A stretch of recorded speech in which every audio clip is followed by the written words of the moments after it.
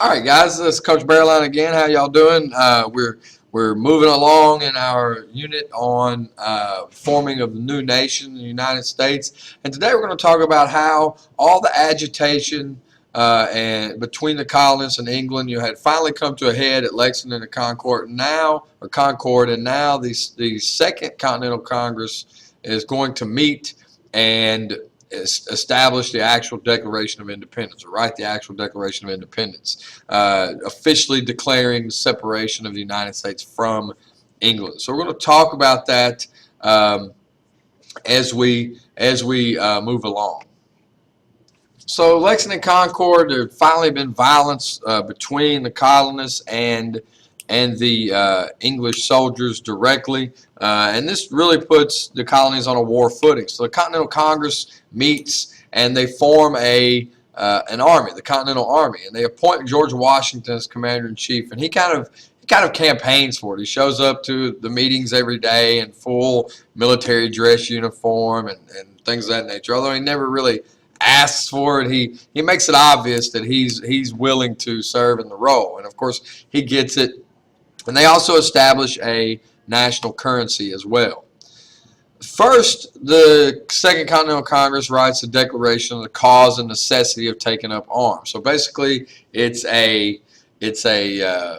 is why we're forming an army. It's an explanation of why they've been forced to do it. And it actually did propose reconciliation with the king, with the English crown, in what was known as the Olive Branch Petition. It's kind of like a last gasp effort to end full-scale war. However, the king declares the colonies to be in rebellion, and Parliament passes a law banning colonial trade outside the British Empire. So first you have the first real battle after Lexington Concord is at Boston. And what happens is the British had withdrawn after Lexington and Concord and withdrawn back into Boston, where they had a stronghold. So several thousand British troops were in Boston. Now, Americans actually had a larger army. About 15,000 militiamen from all over England converge upon Boston, and basically you have a siege that occurs during that time. All right, so basically the Continental Army lays siege to the city of Boston and tries to prevent the British from coming out. And this leads to the Battle of Bunker Hill as the British are trying to break through the defense. So General Gage, who was the British commander at the time, wanted to occupy the hills overlooking Boston once he got reinforcements. He would have to break through the Americans first. Colonial force, the Colonials built a fort on Breed's Hill, which was next to Bunker Hill. So British troops try to storm the hill, and the colonists, even though they're short of ammunition, conserve it by waiting till the Brits get very close before they fire. It's a tactic you'll see repeated in the Battle of New Orleans in the War of 1812. But basically, on the third British attempt, the British finally are able to take the hill simply because the colonists run out of gunpowder. So the colonists then retreated to Bunker Hill, and even though the British won, even though the British took Breed's Hill, the colonists were able to maintain Bunker Hill, and it kind of shows that the colonists can actually stand up to the might of the British army, which is an important kind of a confidence booster, if you will. It's kind of like a moral victory almost. All right, so Washington gets to command after Bunker Hill, and by March of 1776, he feels like he's ready to recapture the city of Boston again. So he lays siege to Boston. The British were forced to evacuate the city, and they leave and sail for Halifax, Nova Scotia, which is on the northeast. So if you're looking at the screen this way, the northeast border of Canada and the United States off of the coast. So many loyalists, people in Boston that supported Britain, leave with them. So Boston really is going to become mostly controlled by the Patriots after this. Other battles going on early on in the war. Benedict Arnold, who was a colonial general at this time, he still hadn't betrayed the colonies yet. He leads an unsuccessful attack on the city of Quebec, and in February 1776, Scottish loyalists attack a colonial fort at Morse Creek, North Carolina.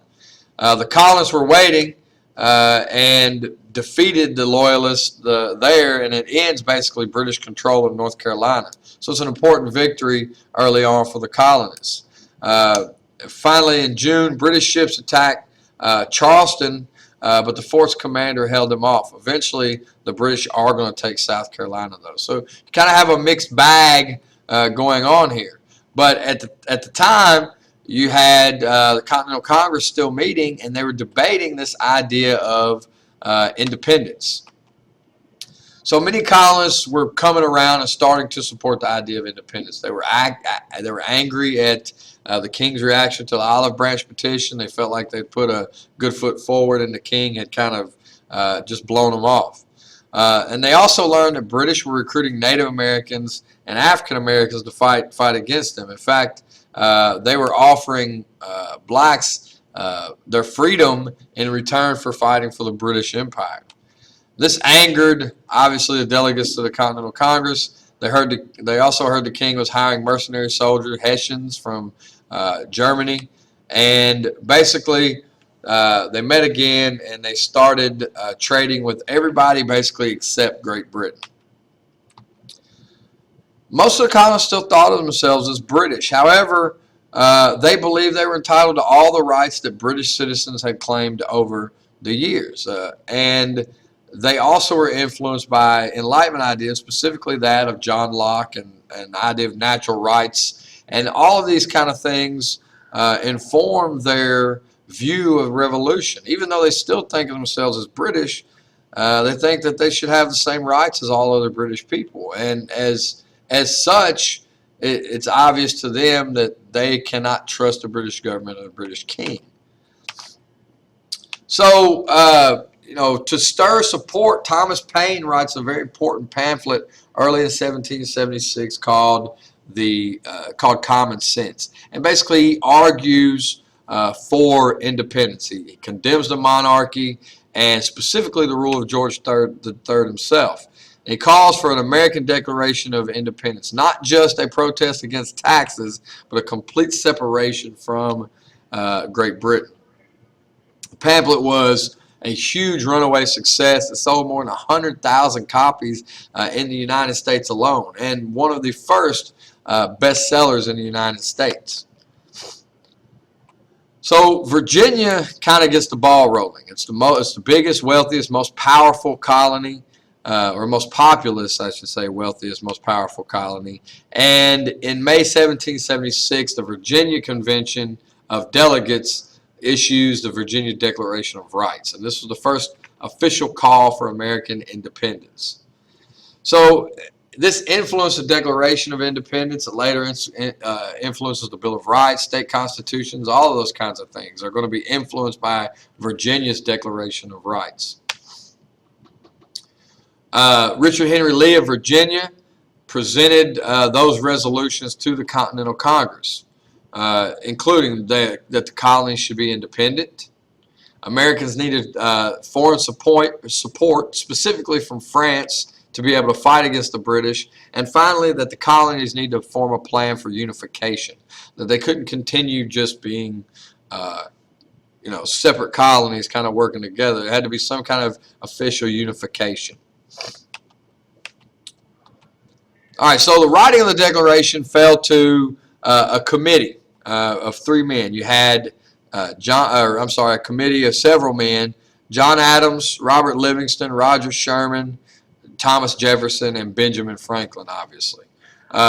Jefferson, Adams, and Franklin kind of become the three big players in that committee. Jefferson writes most of the prose or most of the writing, and then it's kind of proofed by the other committee members. And he actually hates the process. He says that the other men on the committee mangled his prose. I mean, he believed that in his writing ability and things of that nature. But on July 2nd, Congress approved the final document and voted to declare independence. So this is officially really our Independence Day. July 4th is just when they signed it. It was a formality. It was a ceremonial thing. The actual day that the United States declared, or the colonies declared independence from Great Britain, was July 2nd, 1776, and not the 4th, contrary to popular belief. July 4th, they approved the entire document and signed it and had it copied to send or printed to send to the king and to the separate colonies. Reaction on the Declaration of Independence kind of depended on where people lived and what kind of situation they were in. For instance, on the western frontier, most of those people weren't too excited. Some people that would have been living on the fringes in Kentucky and Ohio, places like that, probably weren't too excited about it. Every body spent to fight for independence would be a body that wouldn't be there to protect them from Indian attacks. So many frontier settlers didn't really support independence. And full 25% or more of colonists remained loyal to the British Crown. They were called loyalists. They were stronger in the southern colonies, and it makes sense. Those colonies depended more upon trade with Great Britain because of cotton and things of that nature, cotton, tobacco, whatnot, indigo, all those kinds of things. So, and of course, they were strong amongst people that had worked in the government, the British governments in the colonies as well. Many times, patriots harassed loyalists. They were often tarred and feathered or beaten or things of that nature. So many loyalists wind up fighting with the British. Others leave the country to go to England or British colonies in the Caribbean or whatever. Some just kind of, stayed out of the limelight. After the American Revolution ended, though, there was a mass migration of loyalists. About 100,000 leave the United States, mostly settle in Canada. So we see that we've gone from this process. The French and Indian War kind of set off the events, all the taxes and the protests against the taxes, and then the reactions against the protests that lead to this escalation of the conflict between the colonies and England. And of course, that eventually is going to lead to violence and war and the Declaration of Independence. So tomorrow, or in your next video, we're going to talk more about how the war goes, what happens in the Revolutionary War, American Revolution, whatever you call it. So we'll see you next time when we talk about the Revolutionary War. Bye.